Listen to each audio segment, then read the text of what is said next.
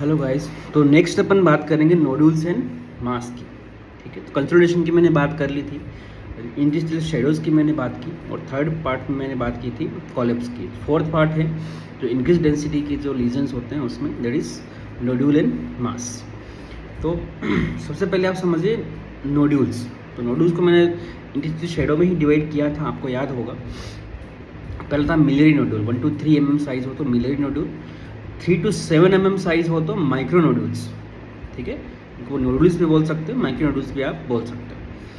अब नेक्स्ट आता है SPN, सोलिटरी पल्मोनरी नोड्यूल। ठीक है, जिसकी साइज़ कितनी होती है 7 to 30 सेंटीमीटर, 30 mm तक लास्ट हो सकती है, 3 सेंटीमीटर से ऊपर नहीं होना चाहिए, 30 mm। ठीक है, चलिए तो SPN क्या होता है ये आप एक्सरे देखिए, बट अगेंस्ट द वॉल आप देखिए, दिख रहा है। ठीक है, दिस वन है ना। तो ये क्या है, एक सॉलिटरी लीजन है। ठीक है, जिसको अपन SPN, मैंने फुल फॉर्म क्या बोली, सॉलिटरी पल्मोनरी नोड्यूल। ठीक है, तो दिस इज सिंगल डिस्क्रीट, ठीक है, वेल मार्जिनेटेड राउंडेड ओपेसिटी। ठीक है, फुल डेफिनेशन ये है, this is a single discrete well marginated, दिख रहे हैं बिल्कुल, मार्जिन आपको पूरे दिख रहे हैं। ठीक है, clear cut, well marginated, rounded, round है, ओपेसिटी लेस देन और equal to 3 centimetre in diameter. ठीक है, ठीक है, डायमीटर देखिए, जो इसकी एक्स की स्केल होती है अलग से, उससे अपन नाप के करते हैं। तो आपको याद रखना पड़ेगा कि अप टू 3 सेंटीमीटर तक इसको SPN बोलते हैं। मोर देन 3 सेंटीमीटर होगा तो अपन उसको मास बोल देंगे। ठीक है, चलिए आगे बढ़ते डेफिनेशन में। तो single discrete well marginated rounded opacity less than और equal to 3 centimetre in diameter, that is completely surrounded by lung parenchyma. ठीक है, complete surrounded by lung parenchyma, not touching the pleura. देखिए यहाँ पे एक लंग आपको दिख रहा होगा, और यहाँ पे भी आपको लंग दिख रहा है, साथ में ये वेसल्स आपको दिख रही है। नॉट टचिंग द हाइलम और mediastinum, not touching the pleura, not touching the hilum and mediastinum, साथ ही and also not associated with, okay, not associated with any other adenopathy। ठीक है, लिम्फेडेनोपैथी। ठीक है, यहाँ पे अपन बात करेंगे lymphadenopathy, any atelectasis, any collapse यहाँ नहीं होना चाहिए, और साथ ही एनी इफ्यूजन, कोई प्लूरल इफ्यूजन वगैरह यहाँ पर नहीं होना चाहिए, कोई अलग से कोई नोड्यूल मास यहाँ पे नहीं होना चाहिए। तब अपन इसको बोलते हैं SPN, सोलिटरी पल्मोनरी नोड्यूल। ठीक है, तो SPN एक सिंगल लीजन होता है। ठीक है, तो अब इसके डिफरेंशियल डायग्नोसिस की अपन बात करें, सबसे पहले अपन बात करेंगे बिनाइन। ठीक है, तो कॉमनली बिनाइन भी ये मिलते हैं, मैलिग्नेंट भी ये मिलते हैं। ठीक है, तो बिनाइन की अपन बात करें, बिनाइन के अंदर आ गया pulmonary hamartoma, pulmonary chondroma, pulmonary hamartoma and pulmonary chondroma. ठीक है, हामाटोमा क्या होता है, जब कुछ ग्लैंडुलर टिश्यू डेवलप हो जाए। ठीक है, हामाटोमा, ऐसे ही कॉन्ड्रोमा जो आपका जो बोन है उससे कुछ डेवलप हो रहा है, इसे SPN नेक आपको दिख रहा है, पल्मोनरी कॉन्ड्रोमा। ठीक है, मेलिग्नेंट के अंदर कौन होगा, ब्रोंको एल्वियोलर कार्सिनोमा, BSC। ठीक है, इसके अलावा सोलिटरी मेट्स भी ऐसा हो सकता है। ठीक है, ब्रोंकियल कार्सिनोमा भी ऐसा हो सकता है जो भी स्टार्ट ही हुआ है, और सोलिटरी मेट्स भी ऐसा हो सकता है। इसके अलावा लिम्फोमा हो गया, सार्कोमा हो गया, और कार्सिनोइड ट्यूमर्स हो गए। तो ये मेलिग्नेंट कंडीशंस हो गई। फिर अपन बात करें इन्फ्लेमेटरी कंडीशंस, तो इन्फ्लेमेटरी में आपका ट्यूबरकुलोमा ऐसा हो सकता है, अपन ग्रेनुलोमा आप बोल दो, ट्यूबरकुलोमा ऐसा हो सकता है, लंग एब्सिस भी ऐसा हो सकता है, जो बाद में यहाँ पे सेंट्रल कैविटेशन डेवलप हो जाता है। अभी यहाँ पे सेंट्रल कैविटेशन नहीं होना चाहिए, तब अपन उसको SPN बोलेंगे। लंग एब्सिस भी ऐसा हो सकता है। इसके अलावा रूमेटॉइड नोड्यूल हो गया, round pneumonia, yes, round pneumonia भी SPN कैटेगरी में आ सकता है। उसके बाद आता है कुछ कंजेनिटल कॉजेज। कंजेनिटल कॉजेज के अंदर आपका हो गया सिस्ट, या सिस्ट भी इससे प्रेजेंट कर सकती है। सिस्ट के अंदर यदि फ्लूइड भरा हुआ हो तो आपको वो SPN की तरह प्रेजेंट करेगी, SPN की तरह दिखेगा।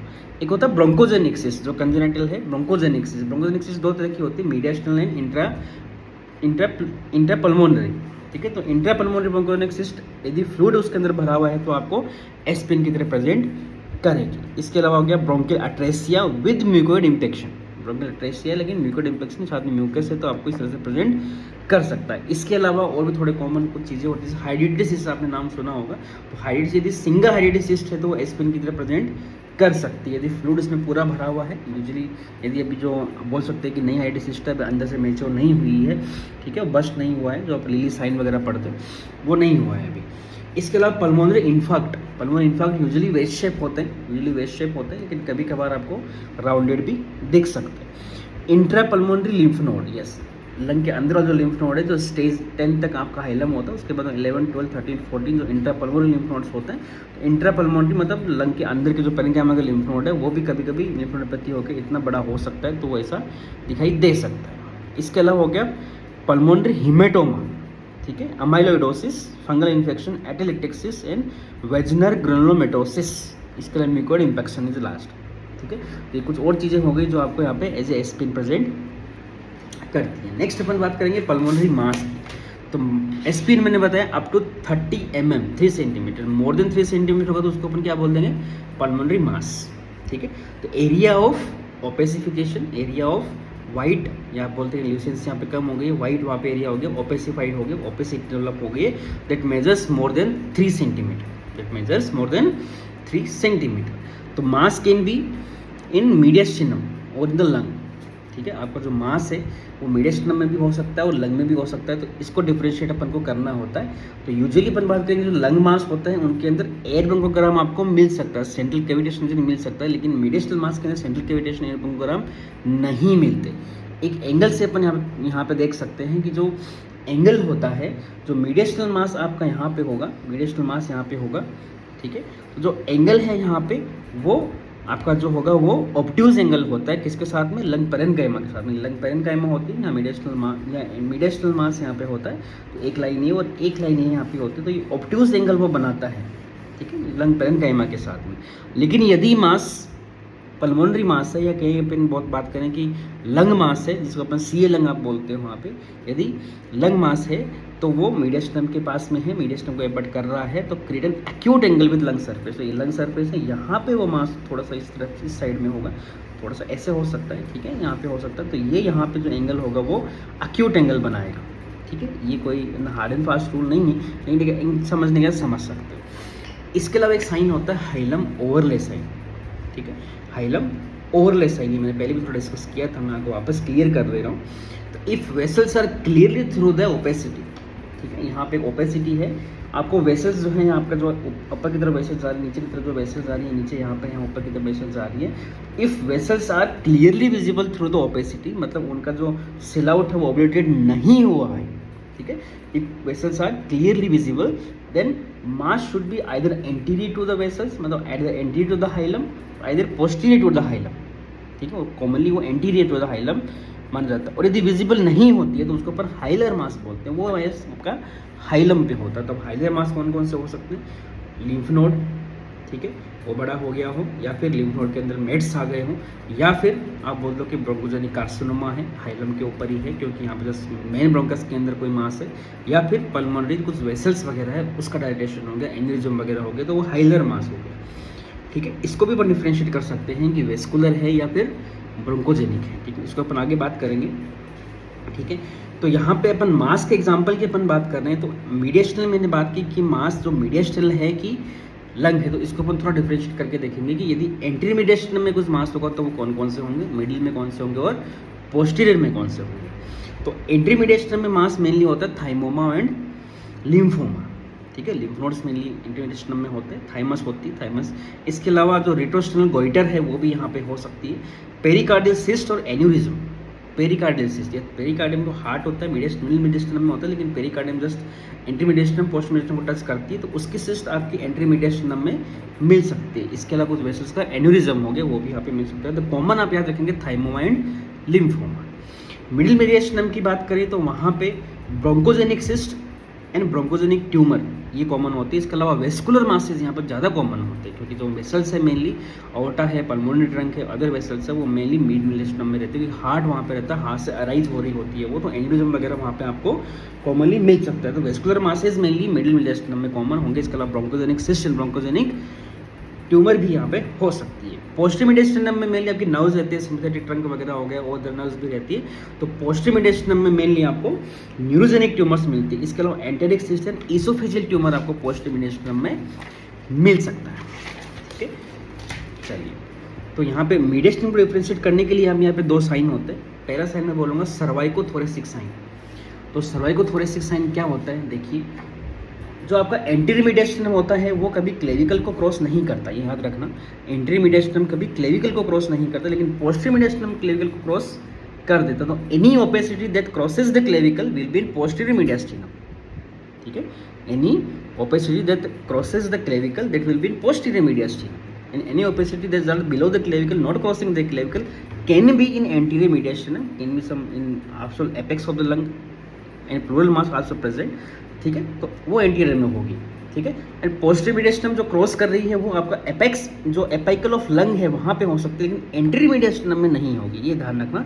जो क्लेविकल को क्रॉस कर रही है वो आपका एपेक्स ऑफ द लंग है, उसका मास हो सकता है, या प्लूरा है उसका मास हो सकता है, और लेकिन एंटीरियर मीडियस्टिनम का मास नहीं होगा। एंटीरियर मीडियस्टिनम कभी क्लेविकल को क्रॉस नहीं करता। पोस्टीरियर मीडियस्टिनम जो पीछे की तरफ है वो क्रॉस कर जाता है। तो या तो पोस्टीरियर मीडियस्टिनम होगा, either apex of the lung का मास होगा, आइदर प्लूरा का मास होगा, लेकिन एंटीरियर मीडियस्टिनम का मास नहीं होगा। ऐसा ही एक साइन होता है एब्डोमिनोथोरेसिक साइन, एब्डोमिनोथोरेसिक साइन। तो यहाँ पे ये बोला जाता है कि जो पोस्टीरियर गटर है, जो posterior part of the diaphragm है, वो पीछे की तरफ ज़्यादा नीचे तक होता है, ऐसा बोल सकते हैं अपन। डायफ्राम का लेवल आपको दिख रहा है, उससे भी नीचे तक यहाँ पे जिसका अपन सब पल्मोनरी रिफ्यूजन पढ़ते हैं वो भी वहीं पे होता है। तो ऐसा ही यहाँ पे मास में भी होता है कि lesion extending below the dome of the diaphragm, lesion यहाँ पे कोई लीजन है जो आपको डोम ऑफ डायफ्राम है उससे भी नीचे तक आपको दिख रहा है, ऐसा यहाँ पे एक लीजन दिख रहा है, तो वो अगेन एंटीरियर मीडियस्टिनम में नहीं होगा, वो पोस्टीरियर मीडियस्टिनम होगा। क्योंकि पोस्टीरियर मीडियस्टिनम का जो स्पेस है वहाँ पे यहाँ पे ज़्यादा होता है। आप बोल सकते हैं कि पोस्टीरियर गटर जो अपन बोलते हैं वहाँ पे कोई मास होगा तो पोस्टीरियर मीडियस्टिनम में होगा।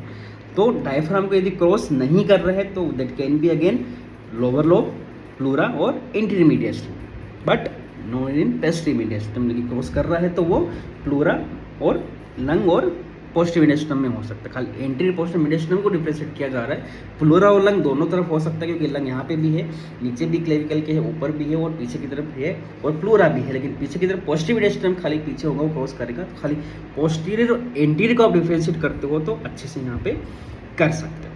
फिर मैंने बोला वेस्कुलर को डिफरेंशिएट करना है कि वेस्कुलर है कि हाइलर है। तो यहाँ पे आता है hilum convergence sign, hilum convergence sign. अब यहाँ पे है if branches of the pulmonary artery converges toward the center of the mass like that। यहाँ पे कोई ओपेसिटी है, मैं आपको दिखा देता हूँ।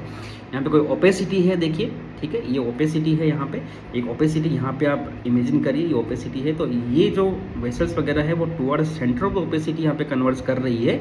तो इसका मतलब क्या है कि जो ये पल्मोनरी आर्टरी इटसेल्फ इनलार्ज्ड है, ठीक है। यहाँ पे कोई ऐसे ओपेसिटी है, यहाँ पे कोई ओपेसिटी है, और वेसल जो ऊपर से आ रही है वो इस ओपेसिटी की तरफ कन्वर्ज हो रही है, centre of the opacity converge हो रही है। तो मतलब इस वेस्कुलर से ओरिजिन हुआ है, ठीक है। और if branches converge toward the heart like this, branches are like this, branches toward the heart, ठीक है, ठीक है, टुवर्ड द हार्ट, ठीक है, नॉट टुवर्ड द मास, ठीक है, converges toward the heart but not toward the mass. ये मिडियस्टल मास यहाँ पे हो सकते हैं। तो मिडियस्टल में इस तरह से मास होता है, तो वैसे थोड़ी सी डेविएट हो जाएगी यहाँ पे थोड़ी सी। तो यहाँ पे एक तरह से आप बोल सकते हैं कि मिडियस्टम का मास जो है वो वेसल्स को उतना अफेक्ट नहीं करता। तो वेसल्स जैसी है वैसी ही रहेगी। जो वेसल्स आपके हार्ट से ओरिजिन होती है तो ओरिजिन होकर हार्ट की तरफ ही वो डायरेक्ट करती है, न कि उस मास की तरफ डायरेक्ट करती है। तो ऐसी कोई ओपेसिटी जहाँ पे अब वेस्कुलर ओपेसिटी, आप थोड़ा समझिए इसको। वेस्कुलर ओपेसिटी है तो वेस्कुलर ओपेसिटी है, ये आपका पल्मोनरी, ये आपका अओर्टिक ट्रंक है और ये आपका पल्मोनरी ट्रंक यहाँ पे कहीं होता है।